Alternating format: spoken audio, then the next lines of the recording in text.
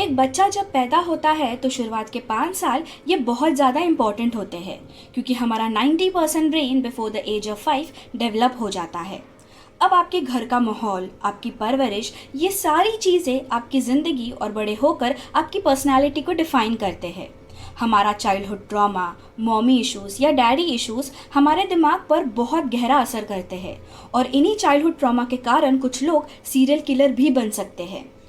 आज की कहानी ऐसे ही 11 साल की बच्ची और उसके चाइल्डहुड ट्रॉमा की है और कैसे उस चाइल्डहुड ट्रॉमा की वजह से एक 11 साल की बच्ची सीरियल किलर बनी। आइए जानते हैं 11 साल की सीरियल किलर मैरी बेल की कहानी मेरी जुबानी। Mary Flora Bell. इस लड़की का जन्म 26 मई 1957 नॉर्थम्बरलैंड, इंग्लैंड में हुआ था। मैरी की मॉम का नाम एलिजाबेथ बेल था और उसका निकनेम बेटी था। अब मैरी बेल के चाइल्डहुड ट्रॉमा की बात आई है तो मैरी बेल को ट्रॉमा देने वाली और कोई नहीं बल्कि उसकी खुद की माँ थी। प्रोफेशन से बेटी एक प्रोस्टिट्यूट थी और वो ज़्यादातर ट्रैवलिंग के कारण अपने घर में नहीं रहती थी। इसीलिए वो अपनी बेटी मैरी को कई दिनों के लिए घर में किसी दूसरे इंसान की निगरानी में छोड़ जाती थी। कहा जाता है कि जब बेटी ने मैरी को जन्म दिया तब मैरी के वूम से बाहर आते ही बेटी ने डॉक्टर से कहा, take this thing away from me. बेटी ये केवल 17 साल की थी जब उसने मैरी को जन्म दिया और उसकी बातों से ये साफ जाहिर होता है कि Mary was an unwanted child और अनवांटेड होने के कारण बेटी का बिहेवियर अपनी बच्ची के प्रति दिन ब दिन बिगड़ते ही जा रहा था। वो हमेशा अपनी बच्ची को निग्लेक्ट करती थी as if she never cared कि उसकी बेटी जिंदा भी है या मर गई। बेटी ये ट्रैवलिंग के टाइम पर एक क्रिमिनल, रॉबर और अल्कोहलिक आदमी से मिली जिसका नाम था विलियम बिली बेल और मैरी के पैदा होने के केवल 1 साल बाद ही बेटी ने बिली से शादी कर ली। मतलब ये जानते हुए कि जिस आदमी से वो शादी कर रही है वो ना सिर्फ एक अल्कोहलिक है बल्कि क्रिमिनल भी है and she still proceeded to marry him. See I do understand कि बेटी भी एक प्रोस्टिट्यूट थी तो उसे कोई प्रिंस चार्मिंग नहीं मिलने वाला था, but still marrying a criminal ये सिर्फ उसकी बच्ची के लिए रिस्की नहीं था बल्कि उसके खुद के लिए भी बहुत ज़्यादा रिस्की था। मैरी की एक आंट थी जिसका नाम था ईज़ा। ईज़ा ने बताया कि जब मैरी केवल 3 साल की थी, दैट इज़ इन 1960, बेटी ने गुस्से में आकर मैरी को फर्स्ट फ्लोर की खिड़की से नीचे गिरा दिया था। फॉर्चुनेटली मैरी बच तो गई मगर उसे काफ़ी गहरी चोट लग गई, स्पेशली ऑन हर हेड। ईज़ा ने ये भी बताया कि एक बार बेटी ने अपनी स्लीपिंग पिल्स मैरी को खिला दी थी इन द होप्स कि मैरी वापस कभी ना उठे। ये कहा जाता है कि जब बेटी को पैसों की ज़रूरत थी तो उसने अपनी बेटी मैरी को एक मेंटली अनस्टेबल औरत को बेच दिया था, मगर जब बेटी की बड़ी बहन कैथरीन को ये सारी बातें पता चली तो कैथरीन उस मेंटली अनस्टेबल औरत के घर गई, उसे समझाया और मैरी को घर वापस ले आई। कहा यह भी जाता है कि मैरी जब केवल 5 साल की थी तब से ही बेटी अपने क्लाइंट्स को मैरी पर सेक्सुअल अब्यूज़ करने देती थी।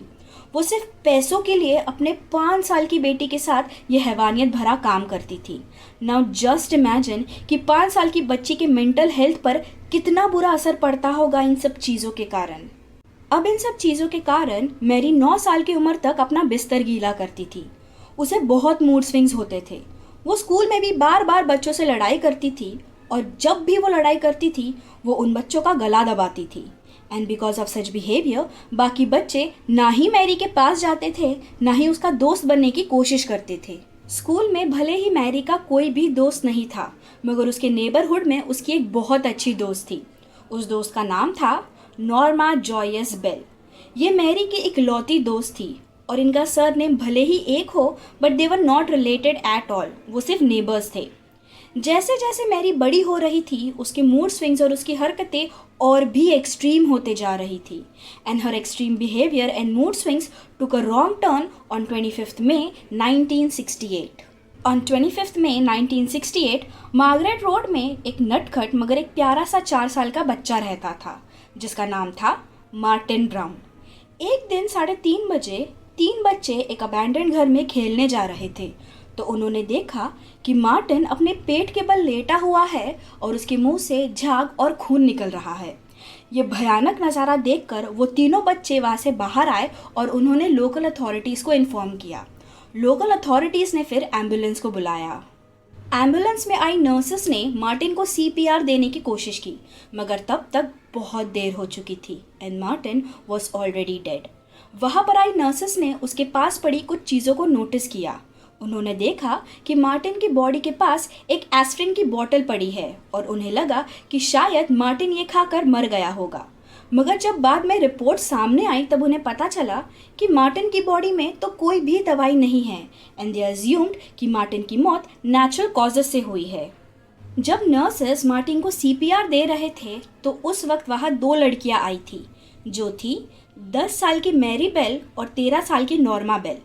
नर्सेस को लगा कि शायद बच्चे यहाँ खेलने आए होंगे और उन्होंने उन दोनों को वहाँ से भगा दिया। जिसके बाद मैरी और नॉर्मा ये दोनों मार्टिन की आंटी के घर गए और उसकी आंटी से कहा, one of your sister bairns has just had an accident. We think it's Martin but we can't tell because there is blood all over him. Bairns का मतलब है चाइल्ड। मार्टिन के डेथ के अगले ही दिन यानी कि 26 मई 1968 मैरी का 11th बर्थडे था। उस दिन मैरी और नॉर्मा इन दोनों ने वुडलैंड क्रिसेंट के पास एक नर्सरी में ब्रेक इन किया, जहाँ घुसकर उन्होंने तोड़फोड़ शुरू की और फिर वहाँ से भाग गए। स्टाफ को जैसे ही इस तोड़फोड़ के बारे में पता चला, उन्होंने सीधा पुलिस को कॉल लगाया। पुलिस क्राइम साइट पर पहुंची और वहाँ उन्हें 4 नोट्स मिले। पहले नोट में लिखा था कि I murdered so that I may come back. दूसरे नोट में लिखा था कि we did murder Martin Brown, F off you bastard. तीसरे नोट में लिखा था कि F off we murdered, watch out, funny F slur. पर फाइनल नोट ये सबसे ज़्यादा कॉम्प्लेक्स नोट था, जिसमें लिखा था कि you are mice, Y because we murdered Martin go brown. You bet, look out, there are murderers about by Fanny and F slur, you screw. ये नोट सिंपली इम्प्लाई करते हैं कि कोई इंसान सिर्फ मज़े के लिए इन बच्चों को मार रहा था और इतना सब होने के बाद भी पुलिस को लगा कि शायद उनके साथ कोई मजाक कर रहा है। इस इंसिडेंट के 2 दिन बाद यानी कि 29 मई 1968 मार्टिन ब्राउन की बॉडी को कॉफिन में डाला जा रहा था। तभी मैरी और नॉर्मा मार्टिन के घर गए। उन्होंने मार्टिन की मॉम से कहा कि उन्हें मार्टिन से मिलना है। जून, जो कि मार्टिन की मॉम थी, उन्होंने उन दोनों से कहा, तुम अभी मार्टिन से नहीं मिल सकते बेटा, कॉज जून जेन्युइनली थॉट कि शायद इन दोनों को मार्टिन की मौत के बारे में नहीं पता होगा। मगर मैरी ने तभी उनसे कहा, हो I know Martin is dead, I just want to see him in his coffin. ये शब्द एक 11 साल की बच्ची के मुंह से निकले थे, which literally gives me chills. On 31 July 1968 Brian Howe, जो कि केवल 3 साल का था, वो अपने भाई बहन के साथ खेल रहा था, वो भी अपने ही घर के सामने। उन तीनों को खेलता देख वहाँ मैरी और नॉर्मा भी आ गए। देखते ही देखते रायन अपने डॉग के साथ मैरी और नॉर्मा के साथ खेलने कहीं चला गया। जब शाम हो गई और ब्रायन घर लौटकर नहीं आया तो ब्रायन की फैमिली काफ़ी ज़्यादा चिंतित हो गई और ब्रायन की फैमिली एक सर्च पार्टी को लेकर ब्रायन की तलाश में निकल गई। ढूंढने के कुछ ही देर बाद उनके घर के पास एक प्लेग्राउंड में ब्रायन की बॉडी 2 बड़े बड़े कंक्रीट ब्लॉक के बीच में पड़ी मिली और उसके ऊपर थोड़ा सा घास फूस पड़ा हुआ था। कोई ब्रायन की बॉडी को छुपाने की कोशिश कर रहा था and they failed miserably. Police ने देखा कि ब्रायन की बॉडी पर छोटे छोटे ब्रूज मार्क्स है, उसके नेक पर स्क्रैचेस के निशान हैं, उसकी बॉडी के पास एक टूटी हुई सिजर पड़ी हुई है और ब्रायन के बाल बहुत अजीब तरीके से काटे हुए हैं। उसके जेनिटेलिया के पास एक एम वर्ड का निशान बना हुआ है। पुलिस ने ये सब देखा और उन्हें समझ आ गया कि ब्रायन का कातिल एक बच्चा है, क्योंकि ब्रायन के बॉडी पे जो हैंड प्रिंट मिले थे वो किसी बच्चे के थे। ब्रायन की बॉडी मिलने के बाद एक बड़ी स्केल पर मैन हंट शुरू हो गया। 100 से ज़्यादा इन्वेस्टिगेटर्स नॉर्थम्बरलैंड के पास इन्वेस्टिगेट कर रहे थे। उन्होंने करीब 1200 बच्चों से इन्वेस्टिगेशन या पूछताछ शुरू की, जिनमें से 2 मैरी और नॉर्मा भी थे। अब मैरी और नॉर्मा के खिलाफ सभी बच्चों ने बोला कि ये दोनों लड़कियां उस दिन ब्रायन के साथ प्लेग्राउंड में खेल रही थी। पहले तो दोनों ने ब्रायन को पहचानने से इनकार कर दिया, मगर जब दोनों से एक एक करके पूछताछ की गई और दोनों की स्टोरी अलग अलग हुई, तब उन्होंने फाइनली ये एडमिट किया कि हाँ, वो लोग ब्रायन को जानते हैं और उस दिन वो दोनों उसके साथ प्लेग्राउंड में खेल रहे थे। मैरी ने पुलिस को एक झूठी कहानी सुनाई। उसने कहा कि उस दिन दोपहर को ब्रायन एक 8 साल के बच्चे के साथ खेल रहा था। वो 8 साल का बच्चा ब्रायन को मार रहा था और उसकी बॉडी पर घास फूस फेंक रहा था। उस 8 साल के बच्चे के हाथ में एक सीजर भी था। अब अपनी कहानी को और बिलीवेबल बनाने के लिए उसने और एक झूठ बोला, जिस कारण ही वो पकड़ी गई। उसने कहा कि उस 8 साल के बच्चे ने एक ब्लैक कलर के कैट का टेल काटने की कोशिश की, मगर उस बिल्ली का बिहेवियर कुछ अजीब था, यानी उसकी टांग टूटी हुई थी या उसका पैर मुड़ा हुआ था। बस इस स्टेटमेंट से ही ऑफिसर जेम्स टॉमसन को यह पता चल गया कि मैरी ने ही ब्रायन को मारा है और वही इसकी असली कातिल है। इन सब पूछताछ के 2 दिन बाद नॉर्मा के पेरेंट्स ने पुलिस स्टेशन कॉल लगाया और कहा कि नॉर्मा को ब्रायन के डेथ के बारे में पहले से ही पता था और वो पुलिस को सब कुछ सच सच बताना भी चाहती थी, मगर डर के कारण वो कुछ भी बोल नहीं पाई। ये सब सुनकर ऑफिसर जेम्स टॉमसन नॉर्मा के घर आए और वापस उससे पूछताछ की एंड फाइनली नॉर्मा ने पुलिस को सब कुछ सच सच बता दिया। नॉर्मा ने पुलिस ऑफिसर्स को बताया कि मैरी उस दिन उसे टिंसली स्पॉट पर लेकर गई और वहां पहुंचने के बाद उसने देखा कि ब्रायन वहां मरा पड़ा है। मैरी ने उसके बाद नॉर्मा को ब्रायन की बॉडी के ऊपर चढ़कर ये डेमोन्स्ट्रेट किया कि कैसे उसने ब्रायन का गला दबाया और उसकी जान ले ली। उसने नॉर्मा से ये भी कहा कि वो ब्रायन को मार के बहुत खुश है और उसे बहुत अच्छी फीलिंग हो रही है, जिसके बाद उसने रेजर ब्लेड से ब्रायन के जेलेटेरिया पर एम काटा। ये सब सुनकर police officer Thomson was shocked, क्योंकि कोई भी एक 11 साल की बच्ची से ऐसी उम्मीद नहीं करता। ऑफिसर टॉमसन ने ये सब चीज़ें मैरी से भी पूछी एंड अगेन उसने इन सब चीज़ों को डिनाई कर दिया, मगर उसे इस बार ये समझ आ गया कि नॉर्मा ने भी अपना मुंह खोल दिया है। उसके पेरेंट्स उसकी मदद नहीं कर सकते और बाकी बच्चों ने भी उसके खिलाफ गवाही दी है।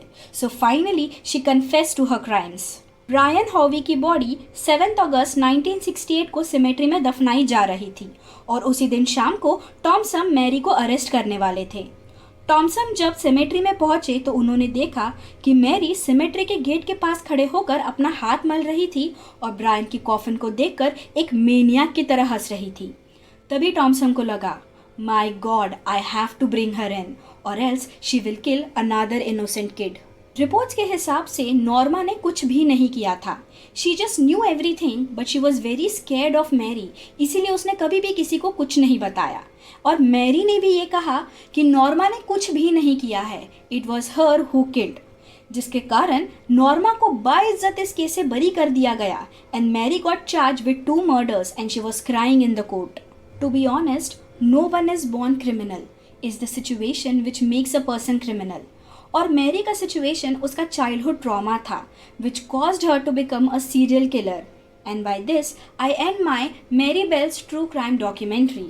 अगर आपको क्राइम स्टोरीज, क्राइम डॉक्यूमेंट्रीज या सीरियल किलर डॉक्यूमेंट्रीज देखना पसंद है, then make sure to subscribe to my channel and then hit the bell icon.